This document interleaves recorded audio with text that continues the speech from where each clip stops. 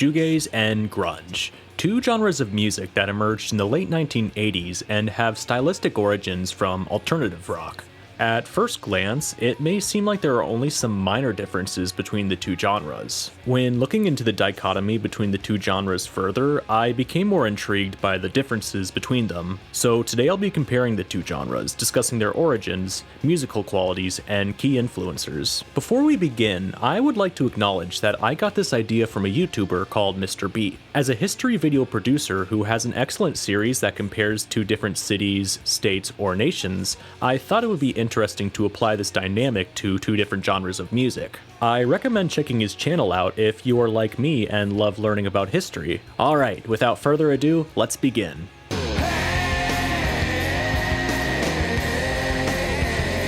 Shoegaze's music origins can be traced back to genres such as indie rock, alternative rock, dream pop, psychedelic rock, and post-punk. Some groups that had a crucial influence on the genre include Husker Du, Dinosaur Jr., A.R. Kane, and the Jesus and Mary Chain. While all of these groups are prominent in the 1980s, influences on shoegaze can also be found in the reverberation of 1960s wall of sound. Musical origins of grunge can be identified in genres like punk rock, alternative rock, heavy metal, and noise rock. Groups such as Sonic Youth, Melvins, Mudhoney, Pixies, Black Sabbath, and Again Dinosaur Jr. were all influential to the grunge sound. Neil Young has even been called the godfather of grunge for releasing two albums in 1979 and 1990 that have now been classified as proto-grunge.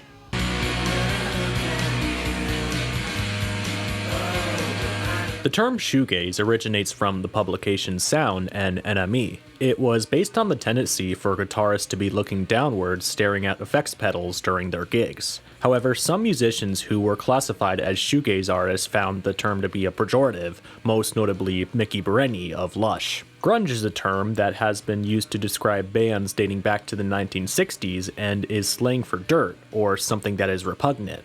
The word would later become associated with the sludgy sound of the American Pacific Northwest. Similar to shoegaze, there are a lot of prominent musicians classified as grunge that loathe the term, most notably Kurt Cobain. In terms of location, shoegaze originated mostly from the United Kingdom and Ireland, whereas grunge originated mostly from Seattle, Washington.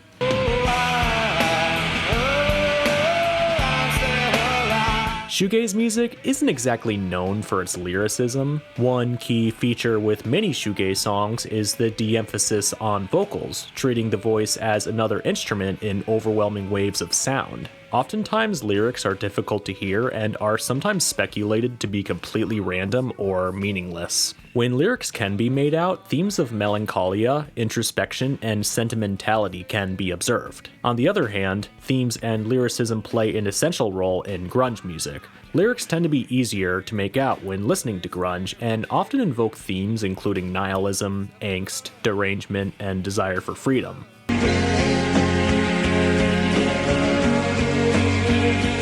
The sound of both shoegaze and grunge music can be characterized by overwhelmingly loud and reverberated guitars. However, between the two genres, this distortion manifests itself in different ways. In shoegaze, instrumentation blends together, oftentimes creating a swirling or droning texture. Oftentimes, guitar pedals or the vibrato arm on the guitar are used to bend sound. The Fender Jazzmaster is the preferred guitar for many shoegazers due to the ability to move the vibrato arm while strumming. As explained earlier, vocals often become part of the wash of sound. However, in some cases, vocals are juxtaposed with the distortion, sounding pristine or even gentle. Grunge has much more of a lo-fi or raw sound to it. It is much easier to distinguish between the guitar and bass, and vocals can be more clearly heard. Now, this doesn't necessarily mean that lyrics are necessarily easier to make out, as many grunge singers had a slurred or growling vocal style. The dissonant power chord is often employed in conjunction with powerful amplifiers to create kind of a sludgy texture.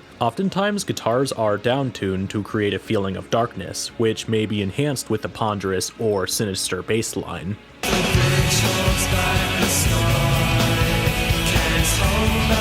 While there are countless excellent shoegaze and grunge bands out there that deserve to be listened to, I've selected 3 influential bands to represent each genre. My Bloody Valentine is arguably the most influential shoegaze band, releasing Loveless in 1991, one of the most celebrated albums of the 1990s. Known for their androgynous vocals and frontman Kevin Shields' popularization of tremolo pitch bending, Shields was known to have used more than 30 guitar pedals to create unique soundscapes. Slowdive tends to be a bit less fuzzy than My Bloody Valentine, with lyrics that sound crystalline. Their most influential album is probably Souvlaki, released in 1993. It has a beautifully mellow and dreamy sound to it. Ride is another pioneering shoegaze band. Their take on shoegaze tends to be noisier and more psychedelic than MBV or Slowdive, which can be heard in their debut 1990 record Nowhere.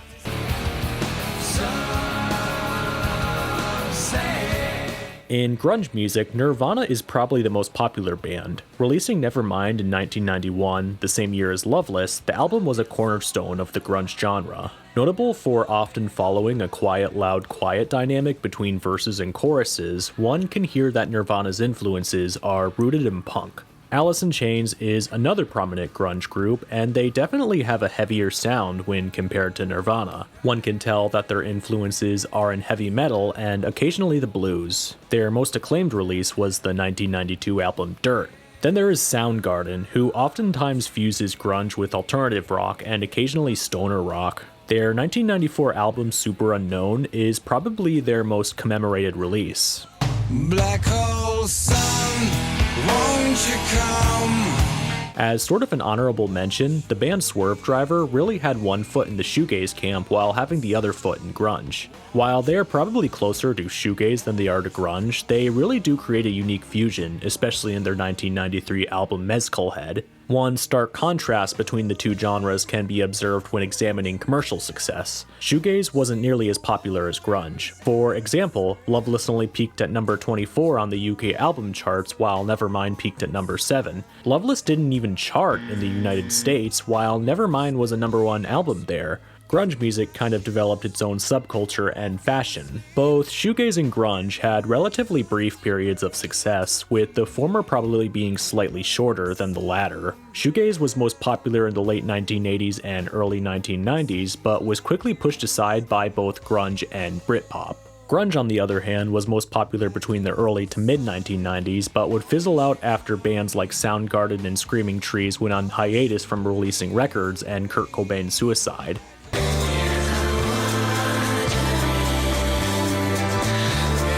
Each genre has experienced some sort of revival after their initial decline. Shoegaze began to re-emerge in the late 2000s and early 2010s, and has continued to maintain a consistent audience ever since. If you look into the website Rate Your Music, you'll see that there have already been 101 shoegaze albums released in 2022, and we are only a quarter into the year. I hope we will continue to see this trend in the future. Grunge, by comparison, re-emerged more quickly than shoegaze did. Post-grunge emerged in the late 1990s and early 2000s, but kind of faded in popularity by the late 2000s. However, groups like Foo Fighters and Live continued to be popular. Since I brought up Foo Fighters, I just want to say rest in peace Taylor Hawkins. He was truly one of the greatest drummers of all time. Hello, I've waited here for you. It probably won't surprise anyone to hear that I'm definitely more of a shoegaze fan, but I do appreciate and enjoy grunge as well. Since most of my videos cover shoegaze bands, I'm sure most of my audience enjoys shoegaze music more as well. However, I am curious in the comments to see which genre you enjoy more and why. Please be sure to subscribe to the channel and click the bell for more shoegaze content. Thank you for watching the video.